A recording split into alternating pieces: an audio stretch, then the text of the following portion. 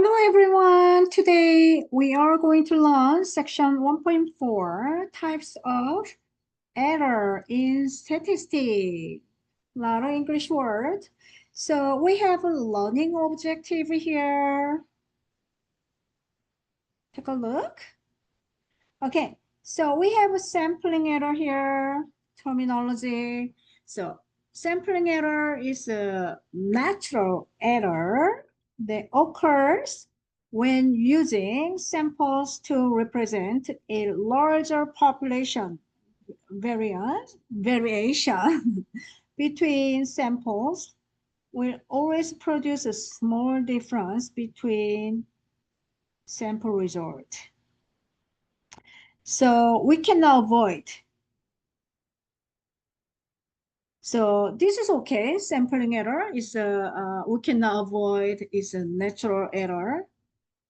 I have an example here. So suppose the average height of all adults in a city, the average height is 170 centimeter.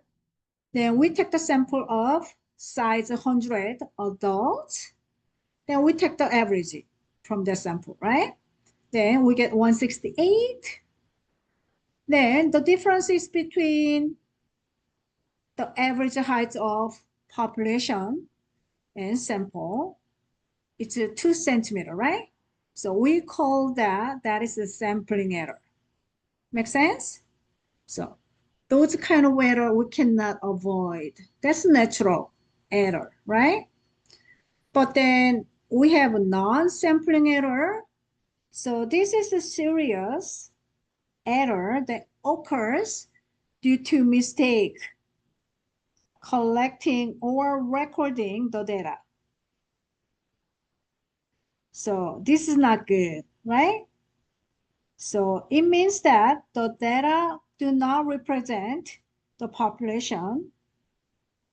So the result are meaningless or worse, misleading. Yeah. So we don't want to have non-sampling error, but it's okay. We can have a sampling error. So we're gonna learn later on sampling error as marginal error in the later sections. All right. Okay. Then in the non-sampling error, we have sampling bias, non-response bias, response bias, like that. Okay. So sampling bias occurs when the method used to collect the sample data are flawed. Yeah.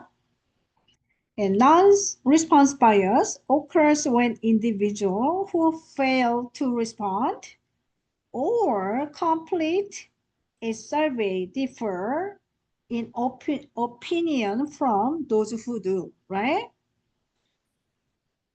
And response bias occurs when the answers on the survey do not accurately reflect the true feelings of respondent.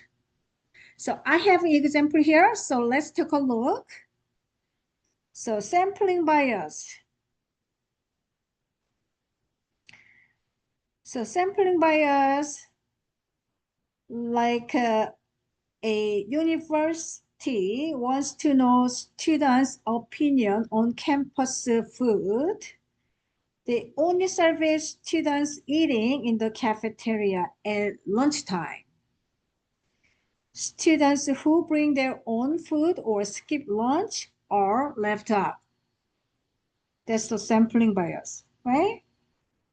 So this is a sampling bias because it doesn't represent all students, only those who eat in the cafeteria, right? Okay, now response bias. There is an example. A male survey at who's yarning into my beautiful lecture. Yeah, this is pretty late. A male survey asks people about their income, right? So many people with very high, they want to hide. Very low income, they embarrassed, right? Choose not to respond. The results are biased because the response mainly come from middle income individuals. Yeah, that's non-response bias. Okay, response bias, we have a survey as high school students. Do you ever drink alcohol legally? Illegally, not legally, cannot be legally, right? Many students say no, even if they do, because they fear judgment, right? Okay, these data are biased because answers don't match true behavior. Also, when I'm teaching in person class statistic, when I have response bias, I always ask the students, how many push-up can you do in a minute? Then students often say that, oh, I can do 5, I can do 10, I can do, some people say that 30, 40, 50, 60, right? So I let them actually do push-up. Yeah, I had so much fun. And then I can say that some people lie to me, right? They cannot do 60. Yeah, all right. So that is a response bias. They respond, that's not true, right? Okay, let me write down. Okay, I wrote down here. All right, let's move on. So in the sampling bias, we have incomplete frame. So let's take a look. What is a frame? We did that the earlier section. So frame is a list of all individuals in the population. Then what's the incomplete frame? So incomplete frame is a sampling bias that occurs when the frame is missing some segment of the population. So we know what is a frame. So basically when the list of all individuals in the population missing, and then I wrote down segment, some part of the population. So here is, this is a much better example, and then we go back to this example. So we masters to understand, right? So example of incomplete frame. So a university wants to survey all students about campus services, right? The sampling frame is a list of students currently enrolled in on-campus housing. Incomplete frame, students living off campus are missing. So like earlier, cafeteria, right? So they want to know about the service in cafeteria. So then they're missing out. That is a sampling bias, a little bit different, right? I don't want to bring up, yeah. Just forget that. And incomplete frame, students living off campus are missing, right? Thus, the result will represent the whole student's body here. Yeah. Okay. Now, let's take a look at this one. Prior to the presidential, right? Presidential election in 2016, polls showed that Democrat Hillary Clinton had 7% lead over Republican Donald Trump. However, Donald Trump was elected president at the time, right? In 2016, right? Why did the polls get it wrong? Because if Hillary Clinton 7% lead over, right? Then must be Clinton should be elected, right? But Trump elected at the time, right? Why? Because it's incomplete frame. Let's take a look. There were multiple issues in this survey, some not the fault of the pollsters. So pollster, this is a new vocabulary. We're gonna do that soon.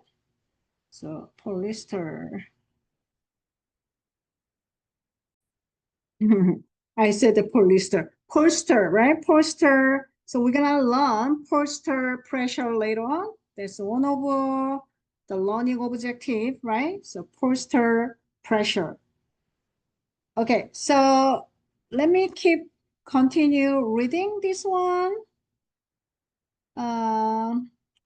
It's always problematic to use popular vote to predict how the electoral vote will it's hard to read, conclude. I'm sorry. This is a little bit late night. Okay. So, but one contributing factor was that the posters did not have a complete frame. Okay, now please read rest of the paragraph. Yeah, so they say that the voters include too many Democrats and not enough Republicans. Yeah, that's incomplete frame.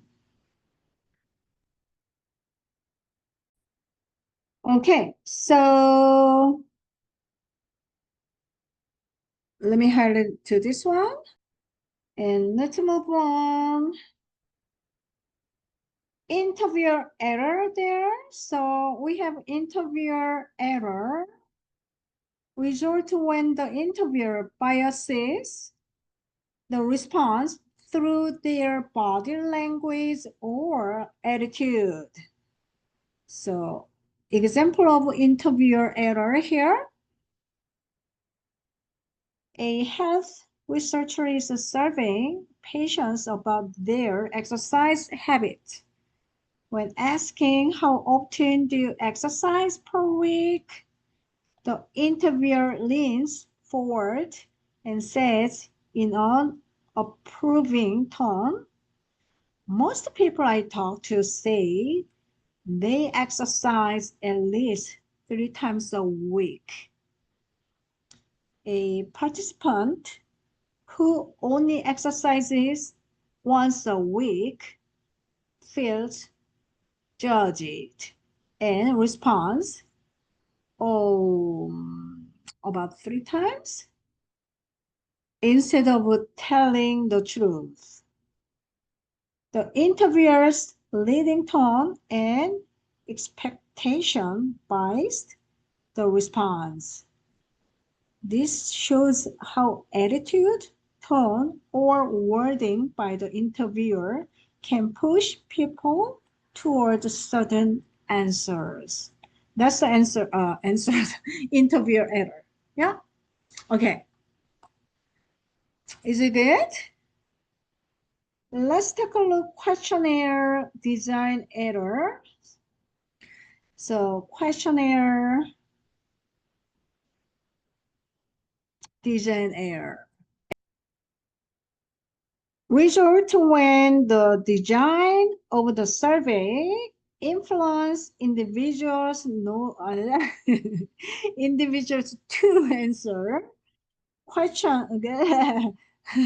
questions in a specific way, right? Okay, so example of questionnaire design error here. So example number 1, leading questions. A city survey asks, don't you agree that the new park will greatly improve community life? The wording is leading. It suggests a positive answer.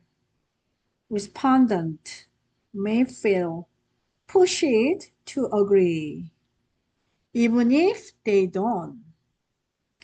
Example 2, unbalanced answer choices.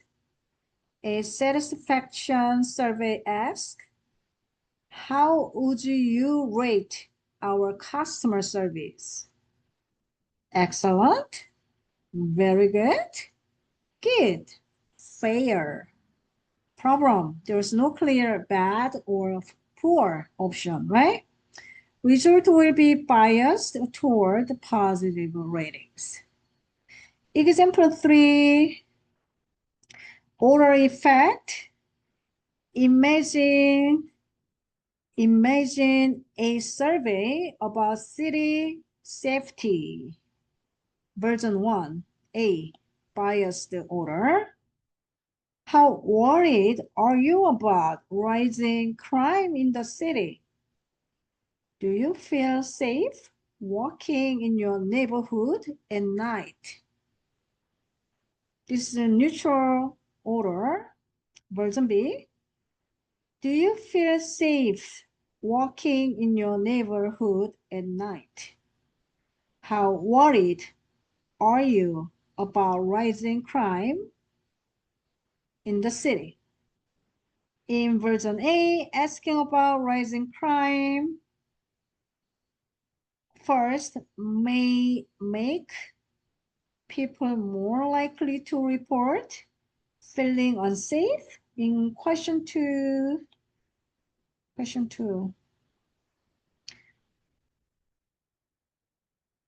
even if they normally feel okay, putting questions in different orders can bias responses, and that falls under questionnaire design error. Yeah, error. Okay, so you guys okay with this? All right, so we have a phrasing of question error and loaded questions. I brought this one. This one is similar with what we did earlier, but then your learning objective said that wording questions, so I brought this one again. Oops. Okay, so phrasing questions error. Result wording of the question influence the response. These may unintentionally happen. If a question is intentionally worded to elicit a desired response, it is called loaded question. Okay, let's take a look at these questions, poorly worded questions. So which one is better? Which one is the word is the best? So let's take a look. Number 1, do you think police and firefighters should be allowed to retire early? Yes or no? Number 2, do you think police and firefighters should be forced to retire when they are physically unable to do the job? Yes or no? Do you think police and firefighters should be allowed to continue working when they are physically unable to do the job? Yes or no, right? What do you think? Oh, you can see the solution. Okay. You think number 3? Yeah, I think so too, huh? Okay, let's take a look solution. So number 1, do you think police and firefighters should be allowed to retire early? This question has no context. Contest. Many people would respond no, but might change their response to yes. Yeah, context. So no context, right? So retire early. Yeah, something else, something missing, right? Okay, number two, do you think police and firefighters should be forced? Something forced, we don't like this word, right? Yeah, so not comfortable, forcing. So no, yeah, then yes, because we don't like that word. Okay, how about number three? Do you think police and firefighters should be allowed to continue working when they are physically unable to do the job? This is really same as question as number two, but this version uses more positive language. Yeah. So please read rest. So which one is the best? So they said that none of the questions are best, are very good. Let me read. It's difficult to write a question that has neither positive connotation nor negative connotation. If they ask a positive, then people say more like a positive. If they ask negatively, then like a forcing, right? Then they said no, right? Yeah, those kind of things. Yeah.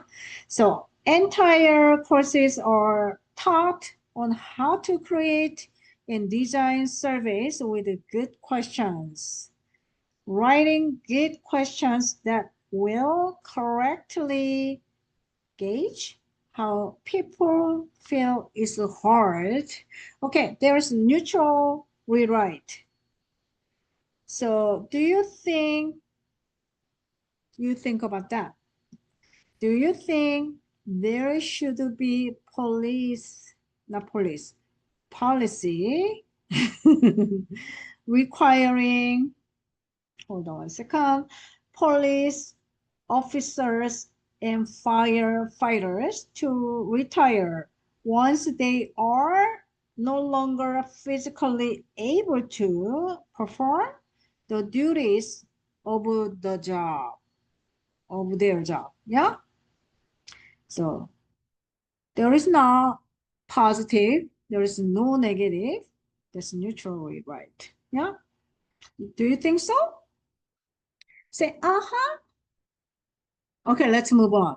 So we have a misrepresented answer here. So misrepresented answers result when the individual does not give truthful information either intentionally or unintentionally.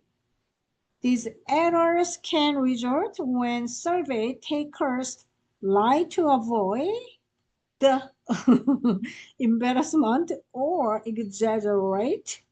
Ex it's hard to pronounce. Let me take a look. Excel, accelerate. Hold on. Exaggerate. So exaggerate the truth. The results are not reliable. Okay, so now, not the pollster pressure we talked about earlier, right? So pollster pressure. So when people are untruthful because they don't want to admit to unpopular opinion or bad behavior, we say they are succumbing to pollster pressure. Okay, so let's take a look. Imagine you are in class and your professor gives a survey with the following questions. Do you think most people will answer honestly? Let's take a look. Number one, Do you regularly use illegal drugs? Can you answer this one? Do you consider yourself to be racist? Can you answer this one? How often do you wash your hands? Yeah, this one, yeah, we can, right? Are you a victim of domestic violence? Yeah, this is very private too, right? And are you verbally abusive to your family or friends? Yeah, everything is very private and yeah, it's hard to say, right? Yeah. If you're not racist, then yes, you can answer directly. Yeah. Yeah. If you don't do that, illegal drugs, yeah, you can answer directly right away, right? But then some people did that. Some people, yeah, it's hard to answer. Okay. So let's take a look. If a person uses illegal drugs, they would likely not want to admit in it to their professor. Yeah, and everything you should read, right? Okay, now we have a cause and effect error. So this will be the last one. Okay, cause and effect errors. This type of error results when we assume that one variable is the cause of another. Just because the two not variation variables are linked by observation. Yeah. So that's not the cause and effect. So when we use a cause and effect, we are using for ex experimental design, right? So let me write down. Designed experiment or experimental design. Yeah, that's for cause and effect, right?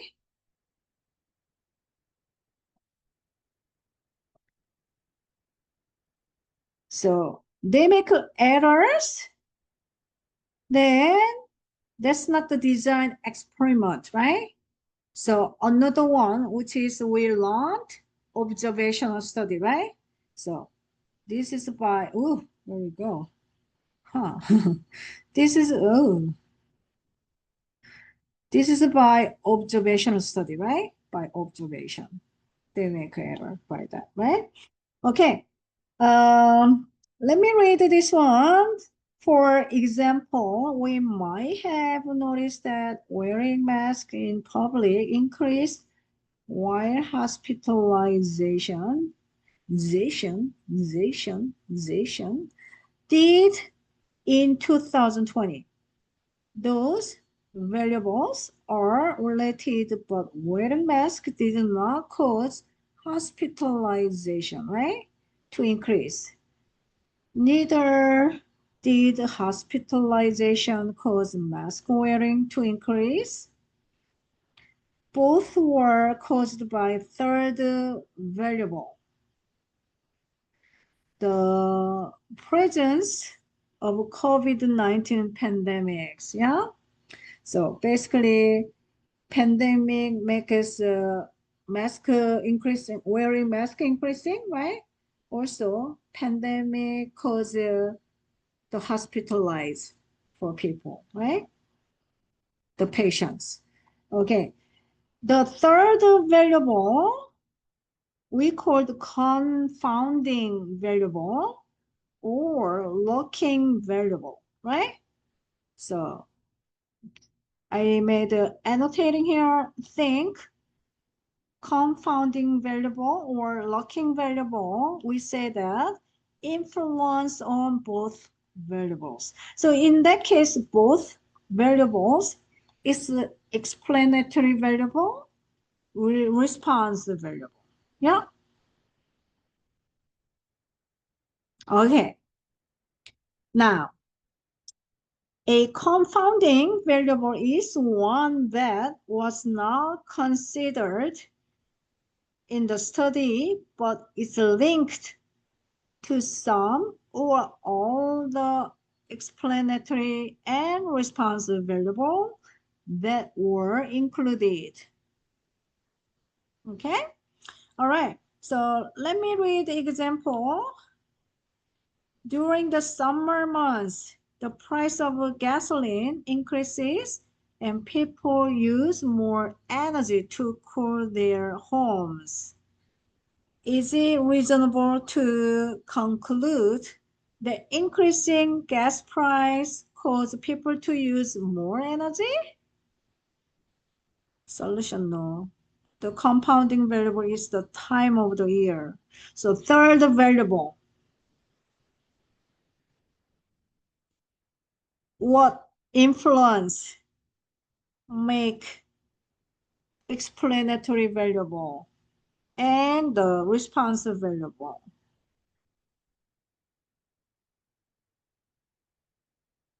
So that is time of year. So time of year, during summer, gas price go up as oil companies charge more for summer travel, and heat forces people to turn on their air conditioning, which use more energy. Okay. So let me read the last one that we done for this section. Remember, all samples have some errors. So we said the sampling error. We can do that because we are human being. When you take the sample, then there is a little bit error. Basically, we cannot get the exactly same as parameter, right? When you use a statistic, right? So those kind of error we can avoid. So that's a natural error, sampling error. And non-sampling error we can avoid, yeah? All right, so that's it for this section. Any questions? Please let me know. Thank you for watching. I will see you in the chapter 2. So we finished chapter 1. This is the last section, 1.4. Okay, thank you, bye.